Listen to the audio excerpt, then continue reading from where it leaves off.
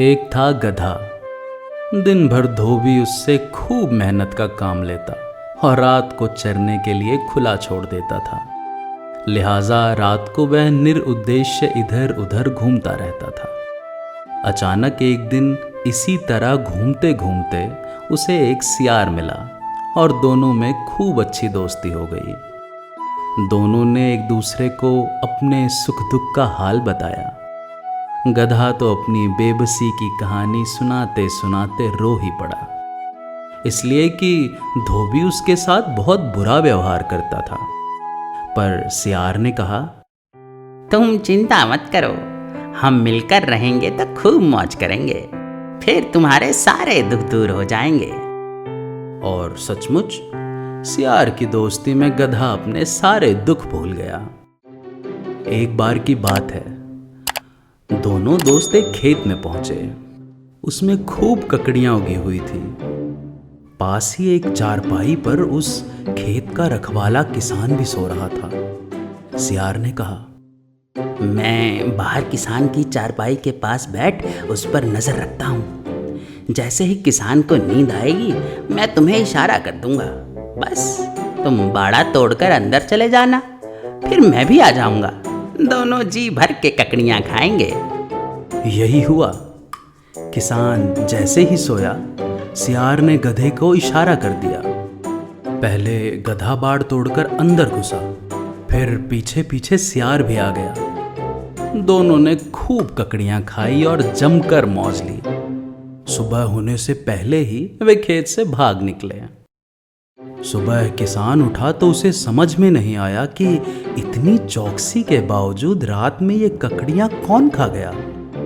अब तो गधे और सियार का यह रोज का क्रम बन गया। यूं ही एक एक कर कई दिन निकल गए। दोनों दोस्तों के दिन खूब मस्ती से बीत रहे थे।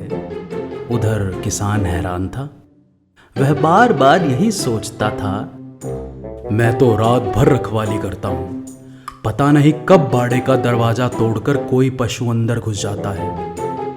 वह ताक में रहने लगा कि अब कोई पशु पकड़ में आए तो वह उसे हरगिज नहीं छोड़ेगा। एक दिन की बात है। उस दिन खूब खिला खिला मौसम था। बढ़िया चांदनी रात थी और ठंडी ठंडी हवाएं चल रही थी। सियार ने उसी तरह बाहर बैठकर किसान की निगरानी की। जब वह सोया तो उसने गधे को इशारा कर दिया। गधा झट बाड़ तोड़कर अंदर गया, फिर पीछे पीछे सियार भी आ गया। दोनों ने पेट भरकर ककड़ियां खाई। तभी अचानक गधे के मन में एक विचार आया। कैसी सुंदर चांदनी चारों तरफ बिखरी हुई है। धरती पर जैसे किसी ने उजली उजली चादर बिछा दी है। मंद मंद हवा चल रही है। चारों ओर कितनी शांति, कितनी शालीनता है। वह सियार से बोला, मित्र, ऐसे बढ़िया मौसम में तो मेरा गाना गाने का मन कर रहा है। सियार ने कहा, ना भाई ना, ऐसा मत करना। अगर तुम्हारा गाना सुनकर किसान उठ गया तो हम दोनों की हड्डी पसली एक कर देगा। वैसे भी तुम कोई गायक तो नहीं हो, क्यों खामखा मुसीबत मोल लेते हो? क्या कहा? मैं गायक नहीं हूं? सियार की बात सुनकर गधे को बहुत गुस्सा आया। बोला, शायद तुम जानते नहीं, मैं गंधर्व हूं, लिहाजा गंधर्व जाति का हूं। हमारी तो विशेषता ही संगीत और गाना बजाना है। मुझसे बढ़कर भला दूसरा कौन हो सकता है?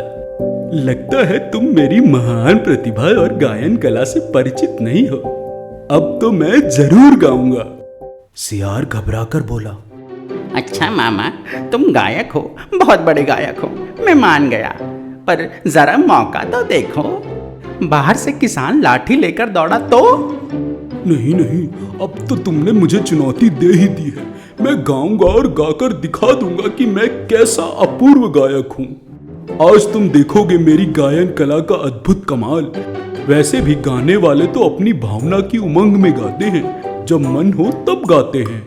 उन्हें इस बात की क्या परवाह कि किसान सो रहा है या जाग रहा है। सियार बोला, अच्छा बाबा अच्छा, मैं बाहर चला जाऊं, फिर गाना। मैं किसान के पास बैठकर निगरानी करूंगा, वह जागा तो मैं तुम्हें इशारा कर दूंगा, तुम झटपट भाग लेना। थोड़ी देर में ही गधे की रेंकने की आवाज हवा में चारों ओर गूंजने लगी। किसान जो बगल में ही सो रहा था हड़बड़ाकर उठा और लाठी लेकर दौड़ पड़ा। वह धीरे से बड़बड़ा रहा था, आज नहीं छोड़ूंगा बच्चू, मैं समझ गया हूँ रोज रोज मेरी ककड़ियाँ कौन खाता है। इतने में सियार ने गधे को सावधान कर दिया, बोला, अरे ओ गायक मामा जी, सुनो, तुम्हारे बेसुरे गाने से संगीत के देवता भगवान नटराज क्रुद्ध हो गए हैं, लिहाजा जान बचाना चाहते हो तो झटपट भागो, वरना। पर गधा भाग पाता इससे पहले ही किसान लाठी लेकर पहुंच गया और उस गधे की खूब अच्छी मरम्मत कर डाली। थोड़ी देर में गधा किसी तरह जान बचाकर भागा और सियार के पास आ गया। सियार ने मुस्कुराते हुए कहा, मामा, गाने का इनाम मिला? गधा बोला, मिला, उस दुष्ट ने मेरी हड्डी पसली एक कर दी। ये लोग क्या जाने गायन और संगीत की महान कला। इन लोगों के आगे गाना तो ऐसा है जैसे भैंस के आगे बीन बजाना। चलो, फिर भी मैंने बढ़िया रियाज तो कर ही लिया। सियार बोला, हाँ मामा, सो तो है। और दोनों हंसते हंसते वहां से चल पड़े। दोस्तों, ये थी कहानी गधे का ढेंचू राग, जिससे हमें सीख मिलती है कि कोई भी कार्य सही वक्त पे ही अच्छा लगता है। अगर कहानी अच्छी लगी तो वीडियो को लाइक ज़रूर करें और चैनल को सब्सक्राइब करना ना भूलें। धन्यवाद।